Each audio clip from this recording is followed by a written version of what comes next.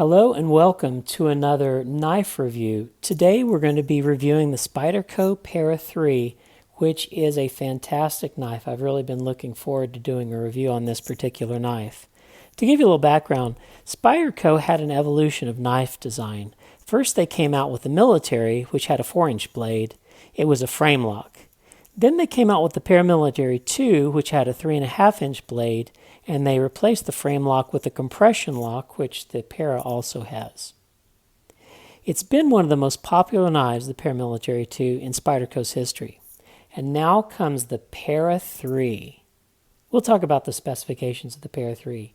As I've mentioned, the blade is a little smaller at 3 inches, and it is in the full flat ground tradition of Spyderco. The handle is 4.27 inches, giving a total knife length of 7.27 inches. The weight of the knife is 3 ounces even. I'll give you some other knives for comparison. We'll start out with the Hinderer 3-inch. The blades are both 3-inch, but the handle on the Para 3 is a little longer. This is the little brother or the older sibling in knifedom that also has a compression lock, the Spyderco S. Next we'll look at the Hinderer 562, which is quite a bit larger than the Para 3. We'll look at the Rockstead Heisen, which is just a little smaller but very comparable in size. Next, the Strider PT, which is a smaller knife. And then the Benchmade Osborne 940, which is a larger knife. And then the Gavco Baby Spinner, which is approximately the same size as the Para 3. And of course we'll throw in the Delica, because the Delica has been the Spyderco 3-inch champion for years, and it may be unthroned. These are pretty much identical in size. The blade of the Para 3 is a CPM S30V steel blade. It's a leaf-shaped blade with a full flat grind. It has a thumb ramp on the back with jimping that gives you a good purchase. It has the characteristic Spyderco 50/50 front choil for your index finger too, so this is one of the perfect knives ergonomically. Several of the Spyderco knives have the front finger choil. I think it's a brilliant design. I'm going to show you the Dragonfly, which has the front finger choil. It's even more important on the Dragonfly because it has a smaller handle. You can easily get a 4-finger grip because of the front finger choil of the Dragonfly. The Native 5 also employs the front finger choil, and just like the Para 3, it's got a large enough handle that you can grip it traditionally, or you can grip it for close work in the front finger choil and then have some tail left over. The front finger choil is a wonderful design. I'm glad that they employed it on the Para 3.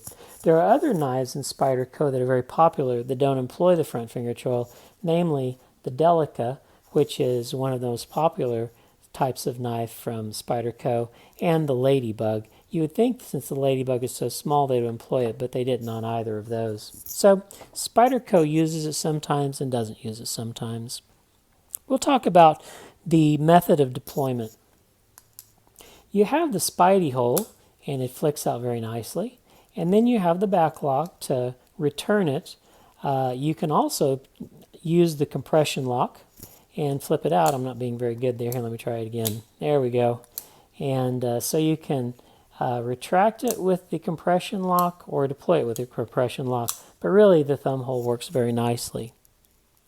The handle is a black G10 with steel liners. And there we go. Recently, they came out with a digital camo G10 scale. I'll put a picture of it up in the upper right-hand corner, as of May of 2017. And I'm sure they'll have more different scales to come, just like they did with the Para 2, as well as blade steels. The pivot rides on phosphobronze washers and is very smooth. The lock is Spyderco's compression lock, and there is a notch in the blade that fits this little divot in the liner, and when the liner is compressed there, you cannot move the blade. You have to move this liner lock, posterior liner lock, out of the way so that the blade can rotate. I'm going to be talking a little bit about the different types of Spydercos who have employed the compression lock, and there are 15 or 16 of them. If you'd like to skip the history of the compression lock, go to this time here. Okay, we'll get into talking about the compression lock. As we mentioned, the military was one of Sal Glesser's design, and whenever he moved to a smaller knife, the paramilitary 2, he employed the compression lock, and it is a smaller version of the military, and I don't have a copy of the paramilitary 2. I'm probably the only knife collector that doesn't have one. It's one of the only knives that I immediately returned to the factory because I saw it and I just knew I wasn't going to be happy with it because it was way too large, which makes me incredibly happy about the Para 3. And then the Para 3, also another Sal Glesser design, uses the compression lock. There is an ATR, which means at the reed, another Sal Glesser design. It has a 3 7/16 inch blade, and it's a wonderful design by Sal Glesser also.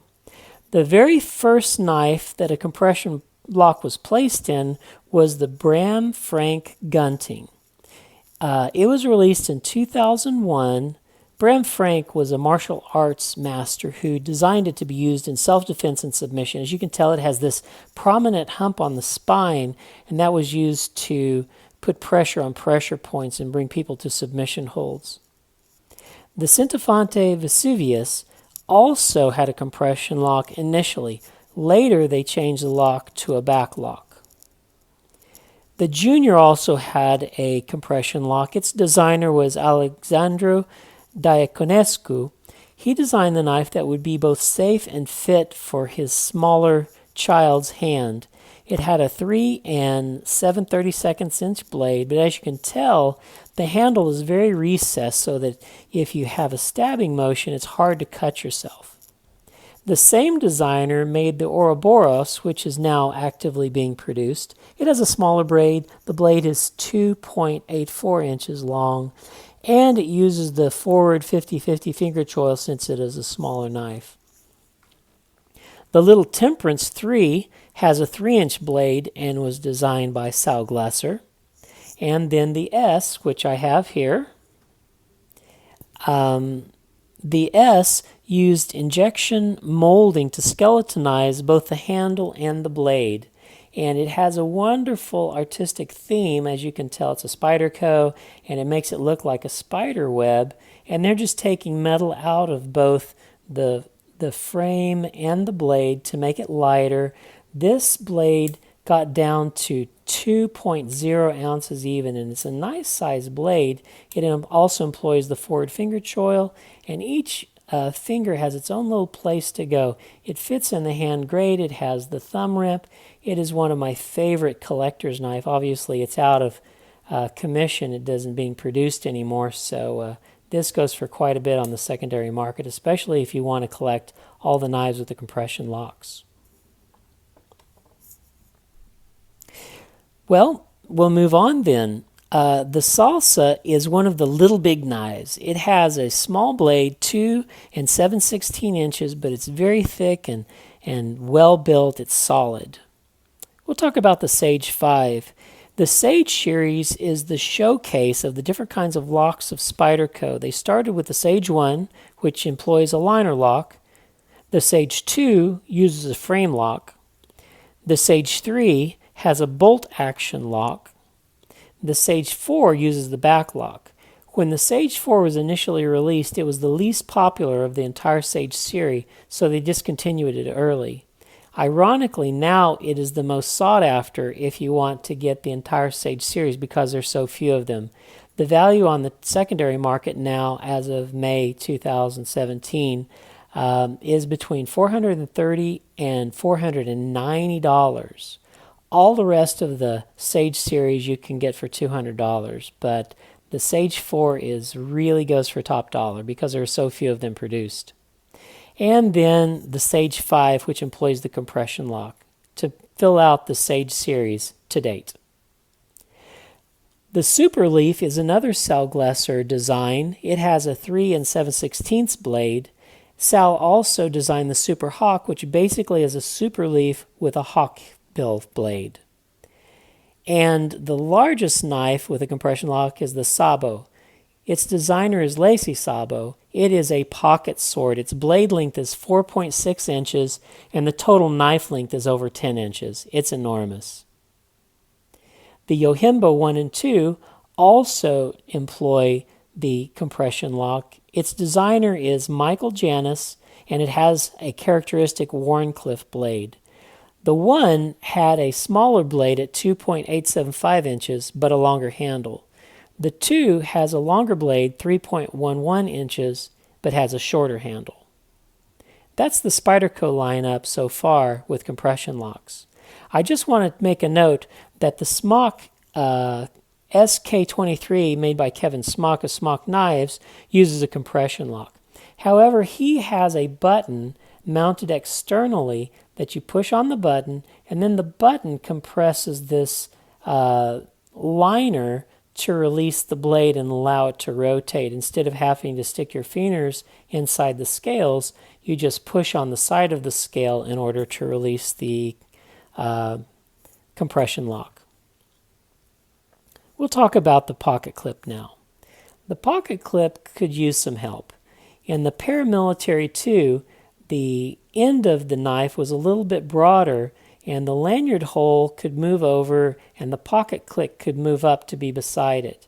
They didn't have the room in the Para 3, so they moved the pocket clip below the lanyard hole, which has a tube to protect it from the knife blade. And as a result, this much of your knife sticks out of your pocket whenever you put it in the pocket. There's almost a full inch that sticks out of your pocket. I just want to bring up a difference in design.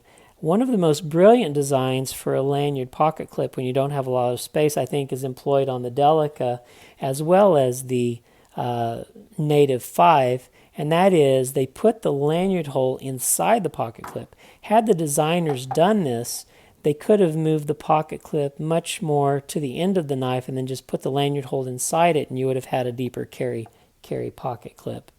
But anyway, that's the pocket clip. It's a surface-mounted clip with good spring and good clearance, and you can carry it right or left hand, tip up only. Nope, you got four ways to carry it. Tip up or tip down. Excuse me, almost made an error there. The ergonomics are wonderful for the knife. It has the 50-50 forward choil, as I talked about a little later.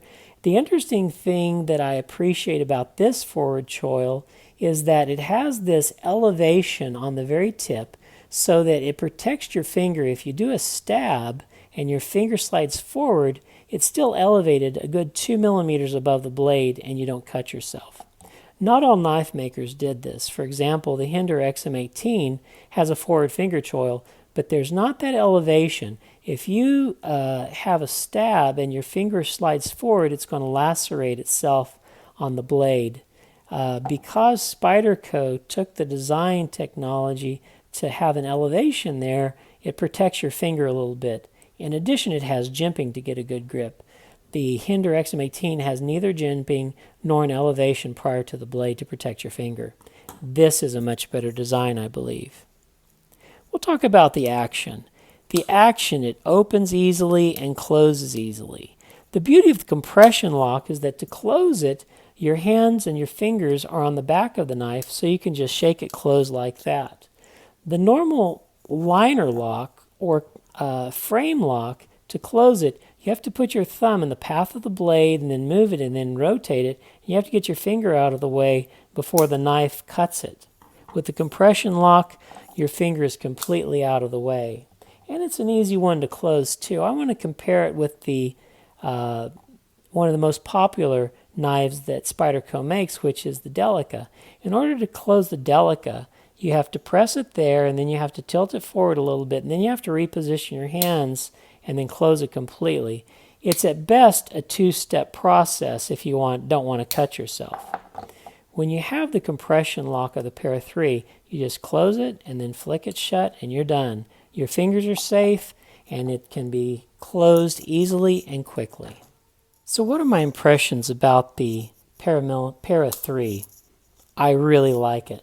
I think it may be one of the best knives Spyderco's ever made yet. Are there opportunities for improvement? Certainly. Specifically with the pocket clip, it would have been nicer if they could have used the Native 5 pocket clip idea where they integrate the lanyard hole and the pocket clip together to give it a little deeper carry. However, there's much that I like about it. First of all, it's the right size. The Paramilitary 2 was just way too big for a lot of people, especially if you use the forward finger choil. But this knife is perfect. If you have small hands, you can grip it back here okay. If you have large hands, you can grip it up here. Look at me, I have a full inch left over on the handle. This is just the perfect EDC size, and it can appeal to a variety of people. As you all know, one of my favorite knives is the Dragonfly, and for me, using the forward finger choil, it's the perfect size. But not everybody's hands are as small as mine. With the Para 3, if you have small hands or large hands, you can utilize it. It could be the perfect size EDC for the broadest range of humanity. The other thing I like about it is the compression lock. It's just fun to play with.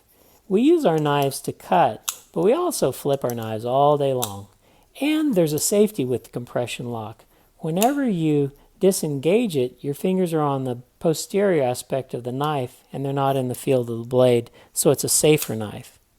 And then of course the ergonomics. The forward finger choil, the thumb ramp, the jimping, the multiple configurations to grip the knife. It's ergonomically a dream. There are few knives that are this well made. This might be the best Spyderco ever made. The compression lock is certainly outstanding. The handle has been scaled down to a better EDC size. It accommodates both small and large hands. They shaved 1 inch in length off the knife and 0.9 ounces in weight off the Paramilitary 2 without sacrificing any functionality. I highly recommend this knife. Thanks for watching. Like and subscribe, and we'll see you on the next knife review video.